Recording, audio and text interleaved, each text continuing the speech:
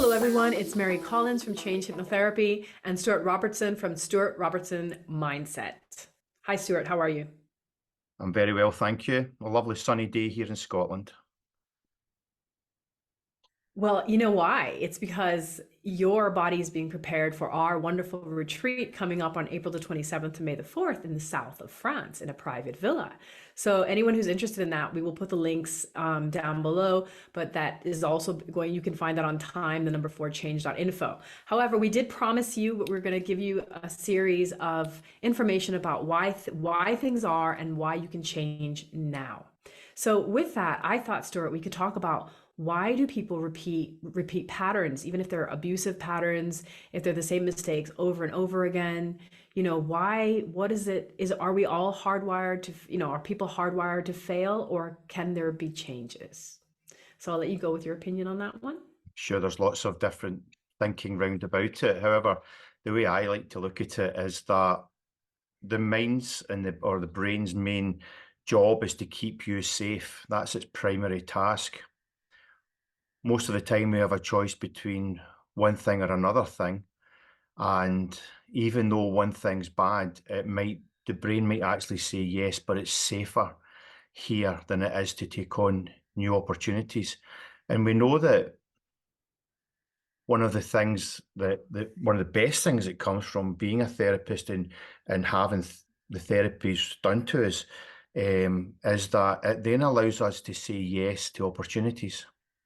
And when people have that stress reaction to things, they often find that saying yes is very hard, whereas people trying to get out of it can sometimes find saying no is very hard, but that's a conscious thing rather than a subconscious thing.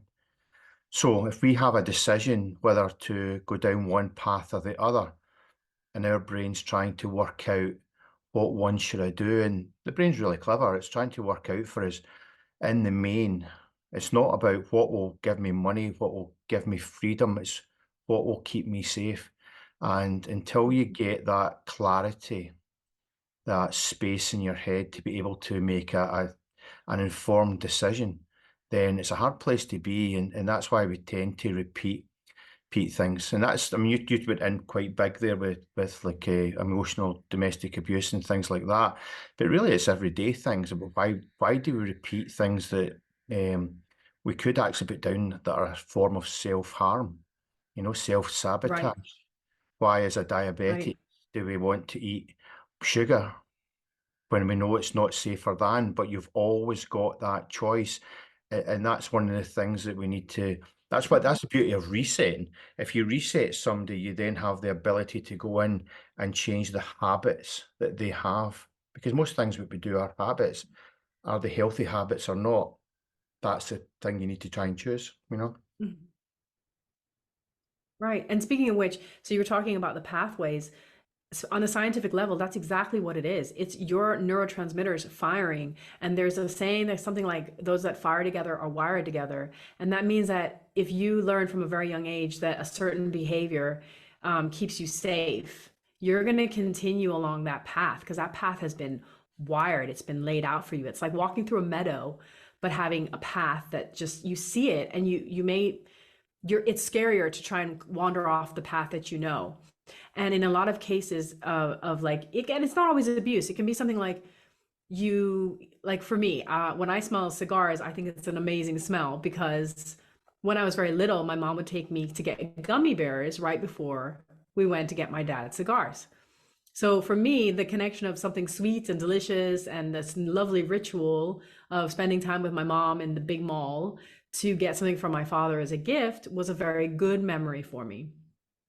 And that shows also the dangers because then you could have people who smoke and then they don't realize that they're holding their children and the babies and are picking up that comfort, the oxytocin of being held to the smell of smoke. So there's so many ways that we don't even realize that we affect ourselves and we affect others.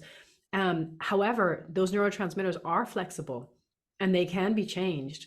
It's just to try, which is what we do as therapists, is to try and show you that there are other pathways. They may be hidden, they may not be very clear or laid out, but kind of dangerous pathways. And also we try to work out, apparently from our childhood, if there's issues. This is why they say, why do you marry the person that, like the pattern of your parents, or why do you end up in a sort of job that you hated in the first place? Because lots of people do that. They go back to a job, they say they quit the job, and then they find a job that's exactly the same. And the reason is, once again, is that kind of repetition, because it's what you know. And secondly, it's this need to fix what you was broken in the first place. So this is where children will marry an abuser. They'll grow up and they'll marry an abuser because they are trying to fix subconsciously what happened to them, or what they experienced, or what they saw with their parents. So there's so much to trauma that we don't realize that affect us every day, and so many patterns, pathways that we choose that can also, even if we don't mean it, damage or kind of jeopardize a healthy relationship, a healthy family, a healthy workplace. Yeah. So, Stuart, I know you have examples of how one can start to redesign their pathways or go elsewhere. I don't know if you want to save that for the retreat, because I know you're going to have a workbook that you're working with on transformational coaching. However, what other examples would you give, if you could give a little sneak peek now? Well, there's a couple of things here. If we take it to golf, No for pressure. example, no, it's not a problem. If we take it to golf, for example, when you go to get a technical change, right? I appreciate it. You go and you say, "This is my current swing. This is what," then the coach tells you, "This is my new swing I want you to do." Now, what happens then is you have two tracks. You have the new track and the old track. Now, at any given time, you can jump tracks. But if you do this one 3 times and then allow yourself to do it once, 3 times, once, 3 times, once, actually what happens is they become the same pathway. And that's one example of how you can do that with life. And what we do here is like that. It's the experience part and the environment part of what I coach. So we've got the 4 sections, which is instruction, coaching, experience, and then doing it in the environment. And that kind of shows you how you can do that. The other best way, obviously, is reset. If you can reset somebody back and take away that memory, and the way I do that in NLP is just to realign where your filing cabinets are for memories so that you can access them as easy. So when you come to make a decision about doing something, that process of what's my knowledge about this or what's my experience, and you go in and look for your filing cabinet and open it. If it's a negative thing, you can't find it as well as you could. Now, we know that negative things are about 95% and positive things about 5%. But if you reinforce the positive things and take away or make them harder to find the negative things, then when it comes to making that decision about, am I going to be on this road or this road, it makes it a lot easier because you're not carrying that, what I would call emotional contagion.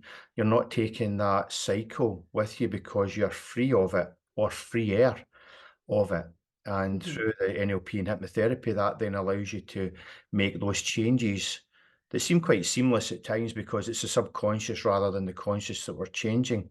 And Yeah. when you do that, that's the ways that I would normally do it to change somebody's pathway that they've got already, and we can think about it as subconscious or logical. It works both ways. Mhm. Well, exactly. And I know you really work with people with workbooks and with coursework to continue that kind of moving forward. I also, with hypnotherapy, really, chronic pain is a big one. Yeah. I myself have had 2 back surgeries and a hip surgery. And not even because I was in pain, but because my body had just deteriorated in ways that was causing me to fall down and certain things, which is a crazy idea when you think that I'm quite young. However, I have found that at the very least, I heal amazingly quickly after a surgery. Yeah. Perhaps one of the problems is from pre-trauma is that my body also holds on to the calcification in those areas because it's trying to protect the body. And sometimes when something is trying to protect, it actually does more harm. And this is in the case of, once again, those pathways where it's trying to protect you. So it says, well, this is abuse. Everyone tells you it's abuse, but it's the abuse versus the big wild world that you don't know. So with me, I try to help people release chronic trauma or chronic pain through telling that body, telling that subconscious, hey, You protected this person, but it's time to let go of that. This is not necessary anymore. This pain that you're holding on to is from the past. And now you're going to move on to the present. And the future is going to be so much easier and so much better because that trauma is no longer, that pain is no longer needed. And that's the same when it comes to holding on to, anxiety of not being good enough or self-worth, or that you deserve to be punished, or you deserve to feel pain and suffering, which is one of these things that we actually carry. It's called generational trauma. And you can actually carry trauma from previous generations in your body. This is how we adapt, or some people would say evolve.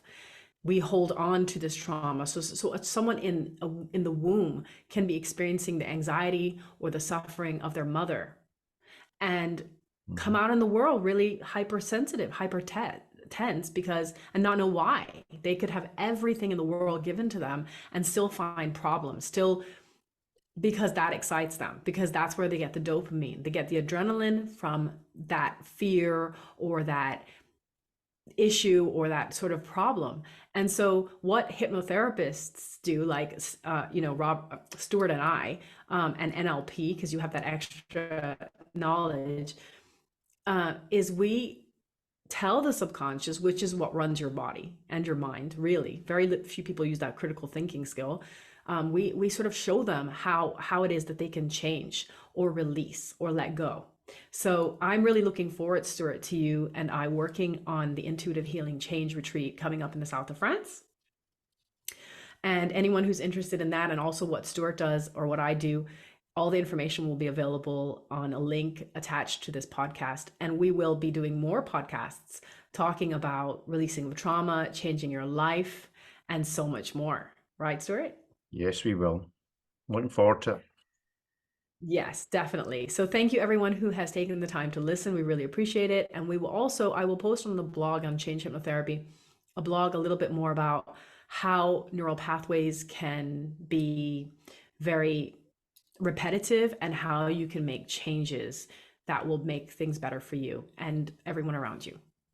Thanks very much. Enjoy the Thank rest of you. your day.